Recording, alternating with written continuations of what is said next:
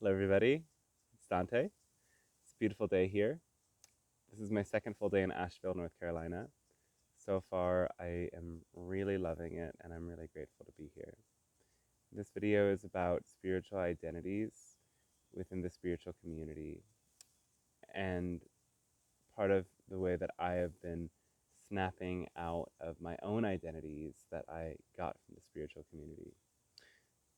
So, for context, for maybe people who aren't as directly involved, there are, you know, groups of people around the world where all the same people go to ecstatic dance and kirtan and medicine ceremonies and drum circles and community get-togethers of various kinds, and it creates a network, it creates a tribe, and in some places those tribes conglomerate in these small bubble realities, places called vortexes. And I have lived in many vortexes, and I've also traveled to bigger cities where there's the spiritual community within the context of a larger community. And all of this goes online as well, with people posting various offerings and services that are shared around the world, or Instagrams of all of the different magical spiritual events and offerings they share. And there is so much magic here, especially when coming from a very conventional mainstream society that keeps people in other kinds of boxes of things like 9-to-5 jobs or career titles or the person they were supposed to be because of who their parents wanted them to be or what society told them to be in some way. So most people step out of that and into spirituality. And that shift in and of itself brings both great monumentous change, though there can be this sense of not really fitting in or not knowing the ways in which people are needed that brings them to create and construct many stories about themselves, about who they're supposed to be for others, for the community, for anything. And none of these stories will take you all the way. They'll carry you through part of the journey, but they won't bring you across into a truly, what you can say in psychological terms, individuated expression of yourself. To be individuated is to know yourself without the influence of the environment, the other, and know what your truth is and be able to express that openly, freely, with love. So there's so much more to it than that, and this is a short video for some very complex subjects, so this is something that I am going to be speaking a lot more about because it is the area I feel my work generally headed, as it is the work that I am presently doing for myself, and actually starting to work with some clients on some of these themes as well. So when I started, and first of all, before we talk about spirituality and spiritual community and all these ideas, we want to look at what, the light and the shadow of spirituality as a whole, because spirituality gives us meaning, it gives us community, it gives us connection, it gives us ways to cope, it gives us a framework from which to see reality that hopefully is helpful. And the truth of it is that most religions around the world that claim to bring spirituality are the most destructive and toxic things in the world. And we don't have to look far to see that how many people has the church killed, so on and so forth. Now, beyond this, there is the shadow of Eastern spirituality, which people will get involved in New Age spirituality, which takes from Eastern spirituality, and they'll attach to Eastern concepts without realizing that Eastern spirituality is just as messed up. And there are components here of transcendence that we don't see as clearly expressed in our Western culture. So there's this like, wow, this transcendence, this ability to go beyond the struggle that I'm in is something that is amazing and that I really want to tap into. And that's what I discovered with Eastern spirituality was like, wow, this enlightenment means that all of this petty human shit that shaped the first 20 years of my life don't have to carry with me into the next phase. So I thought. And now Eastern spirituality also has so many different shades of issue, and we can look at Buddhist countries that are practicing genocide in some ways.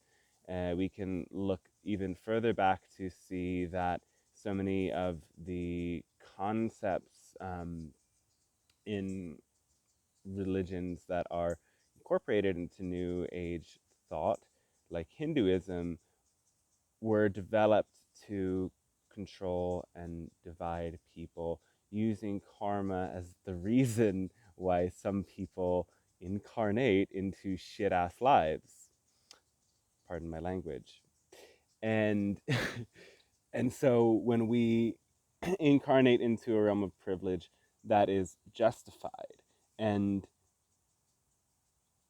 on one level, people don't look at that when they start to learn about karma and all these other things.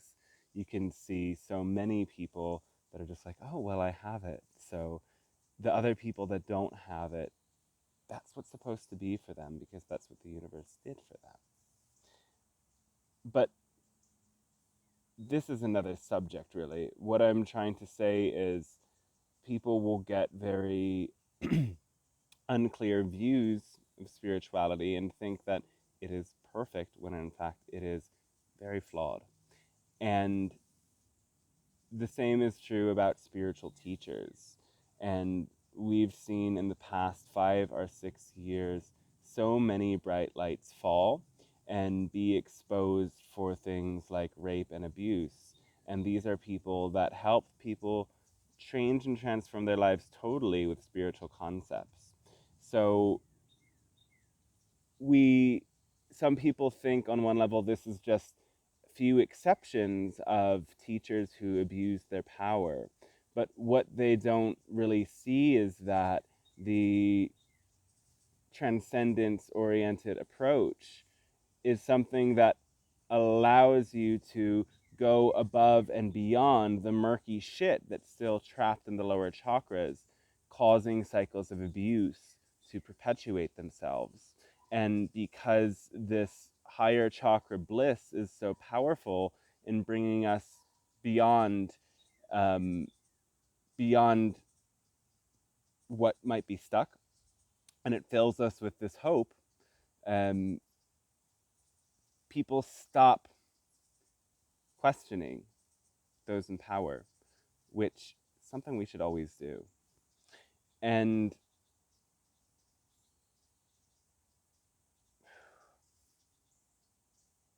where's my thoughts going? So basically, those are some of the first blind spots, is that we have to understand that spirituality is in and of itself flawed and has come to us through flawed human people. And because humans are so polarized in seeing that either people are good or bad, we want to attach to images of people that are perfect, that have everything together.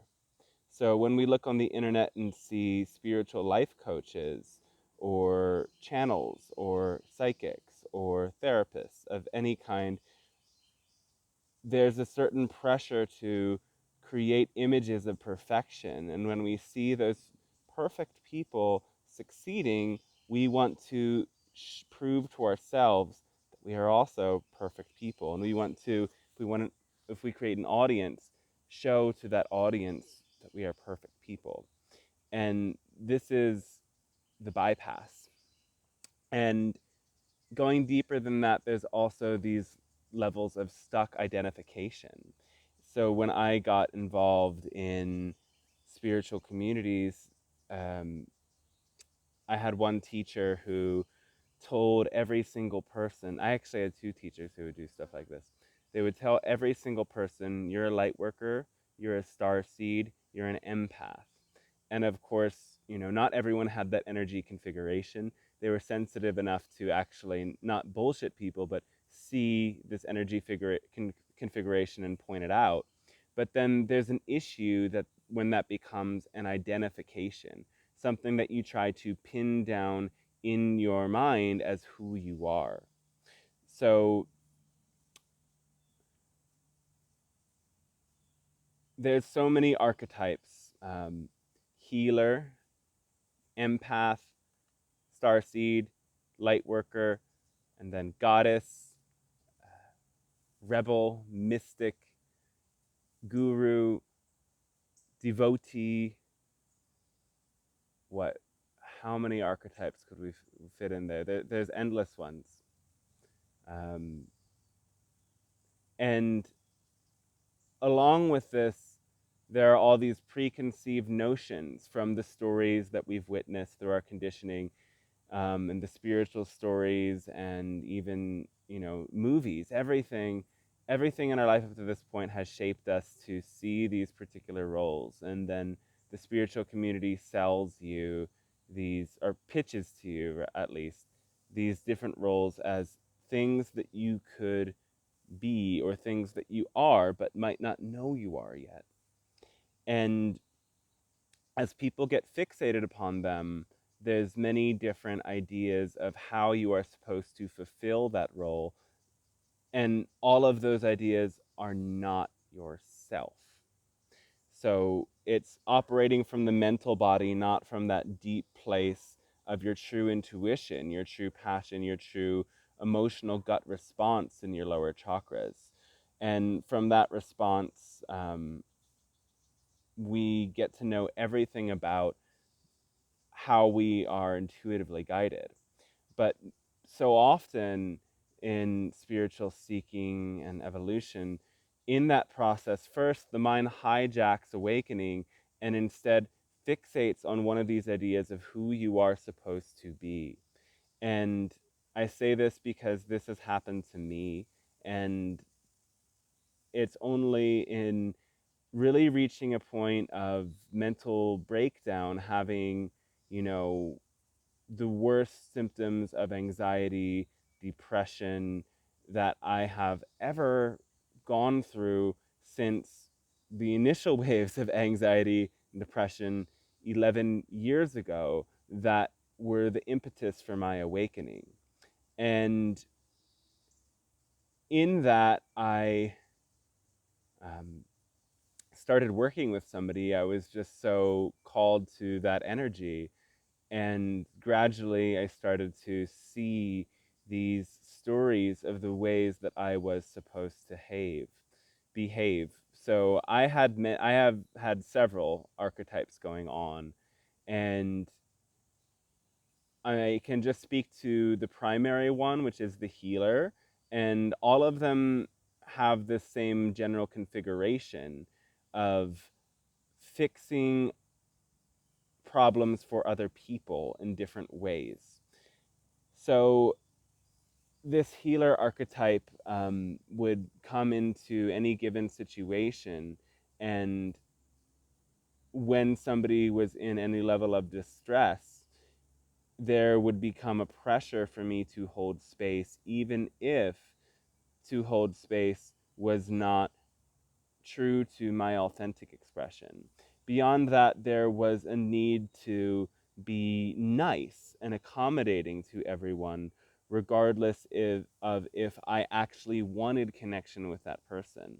And through this archetype, I continued to give my power away and to give more of my energy than felt comfortable to my clients and to random people, to friends, to people in different parts of the different communities that I was involved in that weren't necessarily friends, but I would attach to so many stories of what a healer, light worker, and all of that stuff is, and then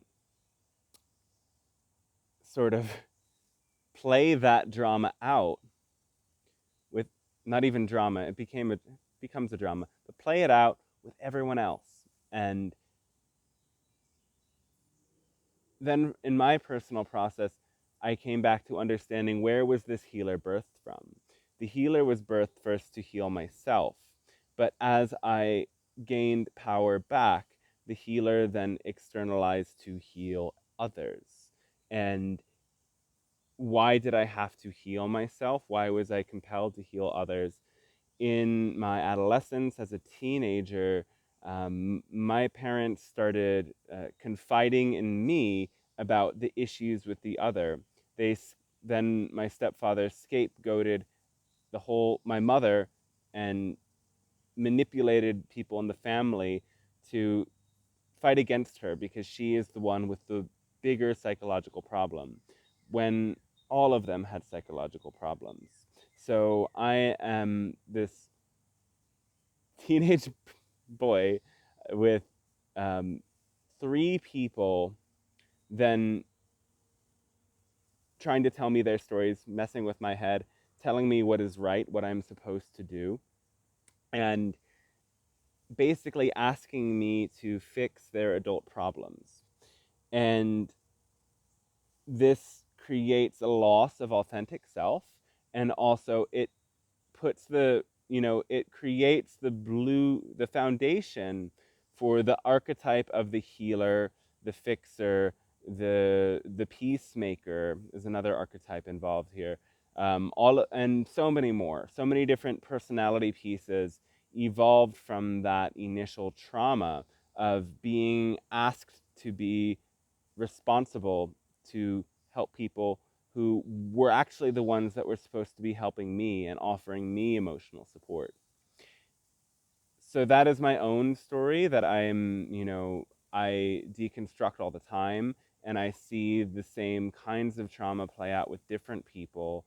The same sorts of situations play out again and again, where the same wounding patterns emerge.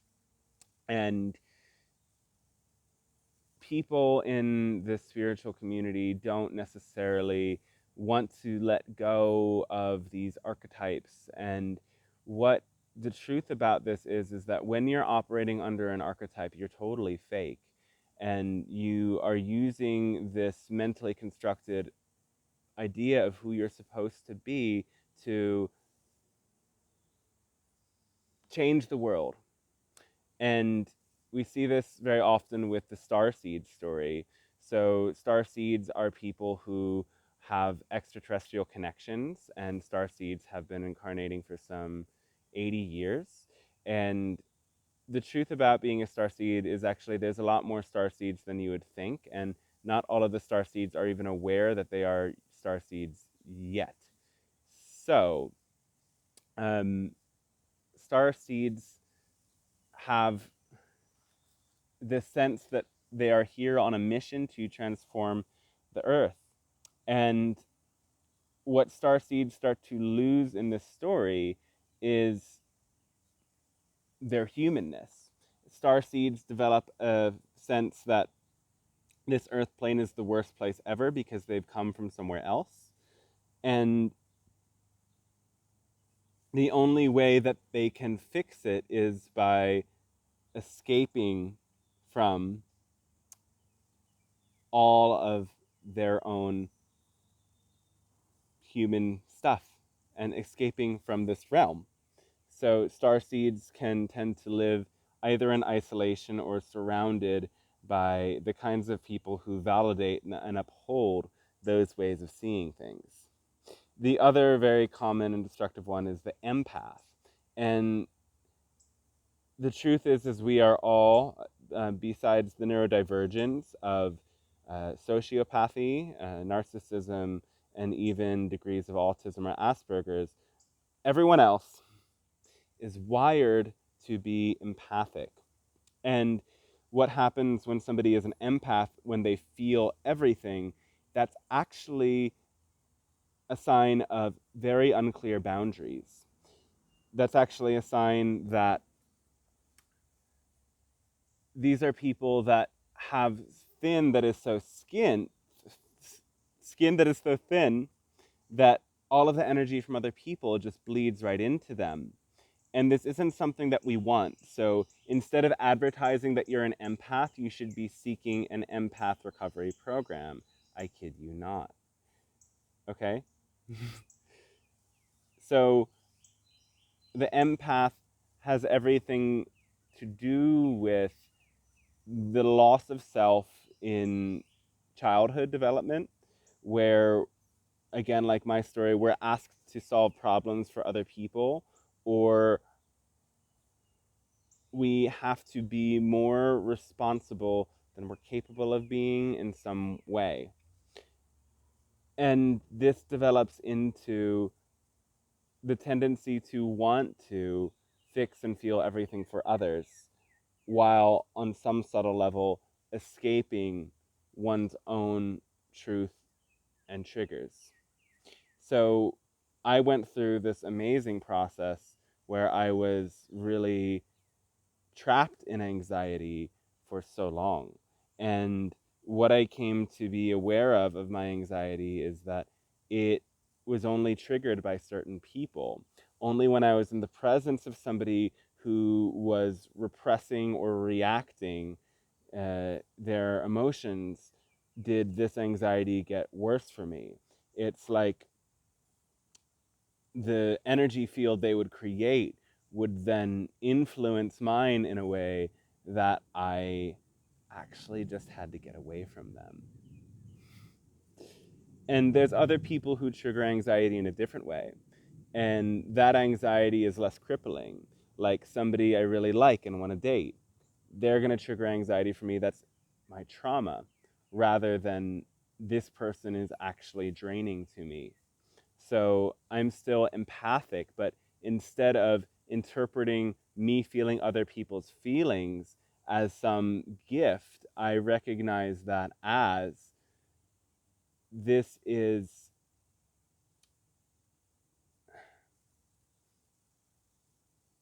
a sign from my body that something isn't right in the situation. I either need to change the situation or remove myself from it. And if I cannot do one of those, then I must accept it. But first, we want to change it or remove ourselves from it. And changing it is stating your boundaries and your preferences. And preferences are boundaries. Boundaries aren't things that keep people away. Boundaries are also that which attracts others to us and that which states what we are clearly available for and what we are not clearly available for, okay? So creating boundaries with others is saying, this is the way I want you to speak with me. This is the conversation I want to have. This is what makes me comfortable when I'm with your energy, and this is what makes me uncomfortable. And people who are empaths need to learn how to say all of these things because they need to fix that damaged solar plexus chakra and actually create a field that can block energies that they don't want. And to block them isn't something you do with some meditative magical power completely. There's an aspect of that that works, but you need to express your preferences and boundaries in order for them to actually be received. So those are two of the most difficult archetypes that people get stuck in. And then there's also there's something that's very holier than thou, yet completely fake about the identification with all of these archetypes. Like, I'm the goddess, I'm the mystic, I'm the high priestess, I'm the spiritual warrior, that's a more masculine oriented one. I'm the sadhu, I'm the pilgrim, I'm, fill in the blank, fill in the blank. There's so many stories that we tell. And the thing is like none of these stories have to go away, but we start to recognize them not as who we are, but the roles that we play. And the truth of this is that we are actually, continuing to create new archetypes, new stories of seeing ourselves in the roles that we play in the world. And we're just adding more into them, but we are also needing to break our fixation upon them and instead recognizing them as costumes in our closet, our drag in our closet. It's a look and a role that we put on to serve a certain purpose. And then when we take it off, we come back to our authentic self. And that's what I have to do with my clients and with everyone. When I engage, I'm putting on the role, and when I'm taking a step back, I'm coming back to myself and what is essentially true for me in my own body.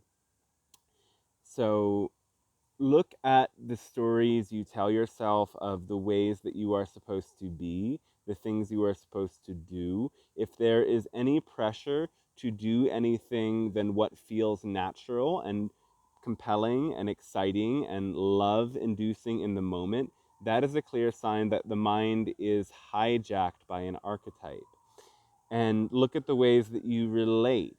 Look at, do you put yourself in social situations out of a pressure?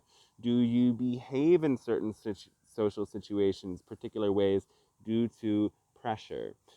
Do you feel like you need to do something for people, otherwise you don't get the validation and approval and belonging that you would get any other way? Because that is also a clear sign that you need to, again, see what archetypes are hijacking your mind and free yourself from them. So it's an ongoing process, and the more that we come back to what is authentically us, what genuinely lights us up beyond the concepts, the more that we actually free ourselves, and ironically, the more spiritual we become. Again, going back to the idea of spirituality as something that has been destructive, because in all traditions beyond paganism, shamanism, and those things that which connect us to the earth, all of them are oriented towards the upper chakra mental body plane that is about transcendence, but is also about illusion and abandonment of what is beneath the surface. And you can see these people live through half of their heart, right? As the heart is the bridge between the upper and lower chakras, there's a missing, unsatisfied level of joy that you will see in these people that live fully in their spiritual archetypes, because the lower chakra self is abandoned and they don't express it. And if they do, it becomes one of those shady, closeted, covert things like sexual abuse from gurus and so on and so forth. So what it really means is that we can be the role, we can be the archetype in the moment when it serves us, but we are always remembering our essential self, and we are always embodying that essential self and knowing that our body, our desires, our feeling is always guiding us in the direction of being more of ourselves. And because all is one, all is spirit, we are source, we are spirit, we are God. So the more fully we honor ourselves, the more source like we become, the more we become sorcerers. At least that's what came from my mind in that moment, right? But again, that's another way that the mind is creating archetypes again. So maybe you're not a sorcerer, maybe you're something completely else. But again, whatever the mind says you are, it's only a role you're playing. Because beneath all of that mental clutter, there is just a being of pure love that wants and needs love and needs to express love. And the story distorts and filters the way that love is expressed in very limiting ways.